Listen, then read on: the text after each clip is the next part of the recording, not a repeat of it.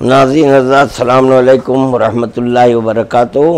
Face بک پر ایک post viral کیا جا رہا ہے، بعنوان ہے اخباریوں کی افواہیں، کچھ ایسا عنوان ہے۔ سماعت فرمائیں کہ یہ اخباریوں کی افواہیں نہیں ہیں، اصولیوں کی افواہیں ہیں۔ میں ثابت کروں گا، اور اسی پوسٹ میں یہ بھی کہا جا رہا ہے کہ اخباری جدید مذہب ہے۔ یہ نادان اتنا نہیں جانتے کہ اخباریوں کا جو مذہب ہے وہ صرف اور صرف قرآن اور اقوال معصومین علیہم الصلاۃ والسلام پر منحصر ہے۔ ہم کسی مجتہد یا اجتہاد کرنے والوں کی تخلیق کو جائز نہیں سمجھتے۔ یہ دیکھیں، یہ کتاب ہے معارف الاخبار وثیقۃ الاسلام کلینی اور کافی۔ تو چنانچہ اسی کتاب کے صفحہ نمبر 45 پر لکھتے ہیں کہ اس حدیث میں جناب رسول خدا صلی اللہ علیہ وسلم نے اپنے بعد کے زمانے کے لیے مسلمانوں کو 2 چیزوں سے تمسک کرنے کا حکم دیا ہے۔ یہ یعقوب کلینی نور اللہ مرقدہ فرماتے ہیں کہ یہ 2 چیزیں، اور بعض حضرات کا یہ بھی کہنا ہے کہ یہ ملا امین استر آبادی کہ یہاں سے اخباریت کا سلسلہ چلا ہے۔ تو آج کل تو یہ گوگل پر آپ سرچ کر سکتے ہیں، یہ دیکھیں کہ ملا محمد امین استر آبادی کی تاریخ ولادت کیا ہے اور ان کی رحلت کب ہوئی۔ یہ نادان نہیں جانتے۔ ایک بک شائع ہوئی ہے تو وہ یہ سمجھ رہے ہیں کہ یہیں سے اخباریت کا آغاز ہوا ہے۔ تو یہ بتائیں مجھے کہ سرکار یعقوب کلینی کیا تھے اور سرکار شیخ صدوق کیا تھے؟ یہ تو ان سے بہت پہلے ہیں۔ تو چنانچہ صرف بھولے بھالے نوجوانوں کو، مومنین کو بھٹکانے کی خاطر یہ لوگ یہ کہتے ہیں کہ ملا محمد امین استر آبادی سے اخباریت کا سلسلہ چلا۔ تو چنانچہ سرکار فرماتے ہیں کہ 2 چیزوں سے تمسک کرنے کا حکم دیا ہے، کتاب خدا اور اہل بیت اطہار، اور اس امر کی ضمانت فرمائی ہے کہ جب تک ان دونوں سے تمسک رکھا جائے گا ضلالت و گمراہی سے حفاظت رہے گی۔ قرآن سے تمسک کرنے کا یہ مقصود ہے کہ اس سے خداوندی احکام حاصل کیے جائیں، لہذا اہل بیت سے تمسک کرنے کا بھی یہی مقصود ہوگا، اس لیے کہ دونوں کا تذکرہ ساتھ ساتھ ہے۔ لہذا ہر مومن کا فرض ہو گیا، اگر وہ ہدایت کا طالب ہے اور ضلالت گمراہی سے یقینی طور پر بچنا چاہتا ہے، تو قرآن کے ساتھ ساتھ اہل بیت سے تمسک کرے اور احادیث کو ان سے حاصل کرے، اور اگر احادیث کو اہل بیت سے حاصل کر کے عمل نہ کرے گا بلکہ ان کے علاوہ اور کسی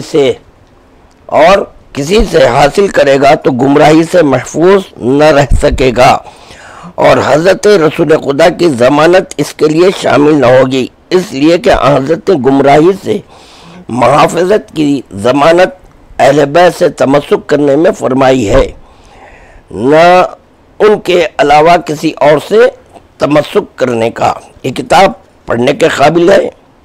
اسی کتاب میں اجتہاد کے تعلق سے بھی کیا لکھا گیا ہے، وقت بڑھ جائے گا تو اسی کو پیش نظر رکھتے ہوئے اختصار کے ساتھ اتنا عرض کرنا چاہتا ہوں کہ اخباری پس وہی ہے جو اخبار الہیہ اور اخبار معصومین علیہم الصلاۃ والسلام پر عمل کریں۔ اب یہ بتائیں اصولی حضرات کہ جو آپ کی شریعت کا ماخذ ہے قرآن، حدیث، عقل، اجماع، یہ جو 4 چیزیں ہیں، یہ 4 پر کوئی ایک قول معصوم دے دے تو اسی سے پتہ چل جائے گا کہ کون سا مذہب جدید ہے اور کون سا قدیم ہے۔ یہ اخباری ہم جو اپنے کہہ رہے ہیں اس کا مقصد کیا ہے؟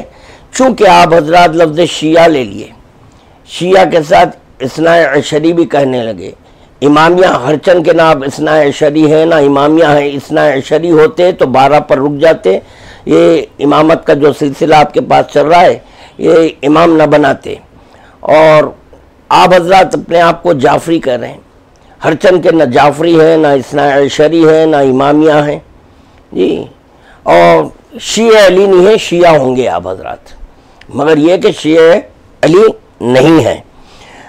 تو چنانچہ اب دیکھیں اب آپ،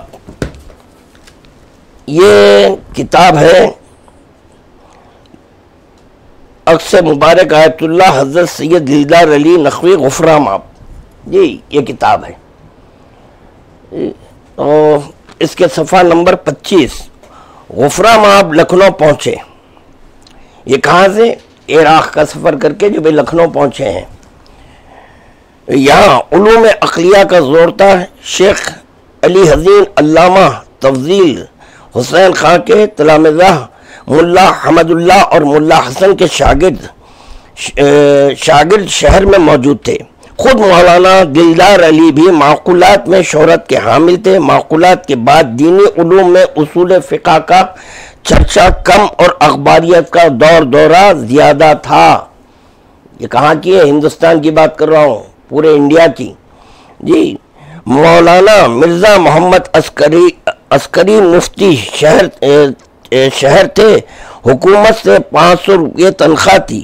چونکہ حضرت غفرہ مآب اصولی علماء کے شاگرد اور خود اصولی عالم و مجتہد کی حیثیت رکھتے تھے، اس ایک حلقے میں بڑی پذیرائی ہوئی۔ موصوف نے حکومت کا کوئی منصب تو قبول نہ کیا، لیکن لوگوں کے دل جیت لیے۔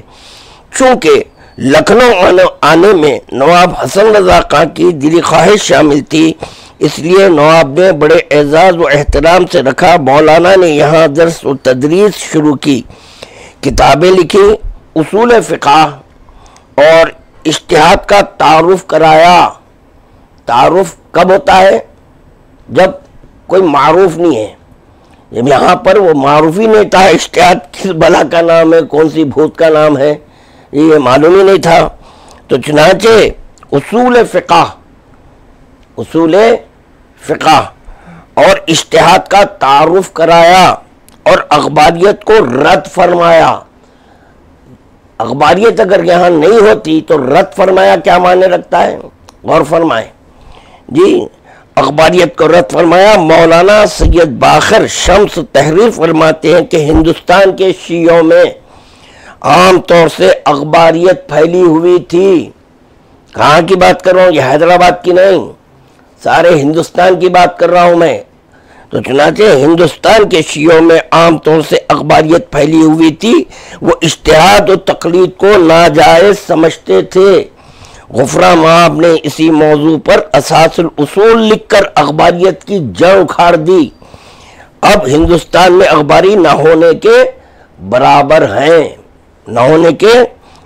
ہیں، اب اگر کوئی اصولی بات کرنے کے لیے تیار ہے تو آئیے، میں بات کرنے کے لیے تیار ہوں۔ قرآن اور حدیث سے بات کریں گے، قرآن اور حدیث سے۔ اب چلیں، یہ تو ہندوستان ہو گیا۔ اب دیکھیں آپ، یہ ہمارے اصولی حضرات کے مرجع ہیں، یہ آیت اللہ بروئے جردی، جامع المسائل ہے عقائد بروئے جردی۔ یہ کیا فرماتے ہیں؟ صفحہ نمبر 32، اخباری یا اصولی مجتہد کی تقلید میں عوام الناس صحیح تمیز نہیں کر سکتے۔ جس کو باخبر اشخاص کے کہنے پر عالم سمجھے اس کی تقلید کریں تو کوئی حرج نہیں ہے۔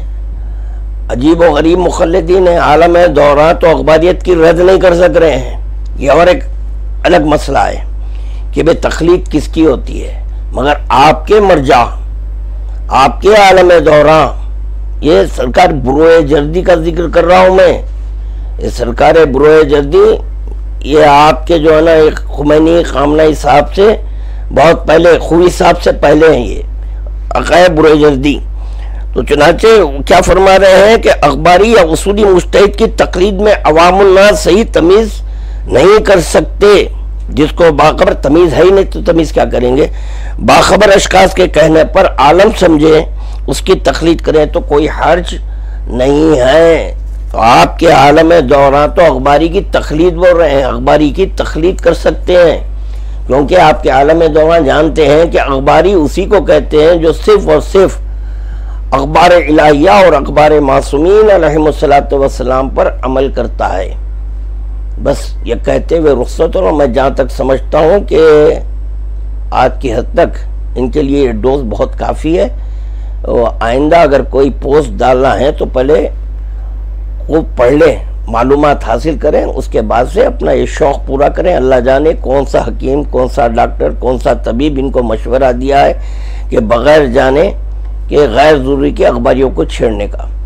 جتنا آپ ہم کو چھیڑتے جائیں گے اتنے ہی آپ کے مسلک کو ہم بے نقاب کرتے جائیں گے، اور ایک وقت آنے پر ہم بتائیں گے کہ آپ کا یہ سلسلہ کہاں سے چلا، کیونکہ ہمارے پاس پورا شجرہ ہے آپ کا کہ کہاں سے یہ چلا ہے۔ انشاءاللہ تعالی وہ سب چیزیں وقت پر بے نقاب کی جائے گی۔ بس یہ کہتے ہوئے آپ تمامی حضرات سے رخصت ہو رہا ہوں۔ وآخر الدعوانا الحمدللہ رب العالمین۔ خدا حافظ و ناصر، یہ عالی مدد۔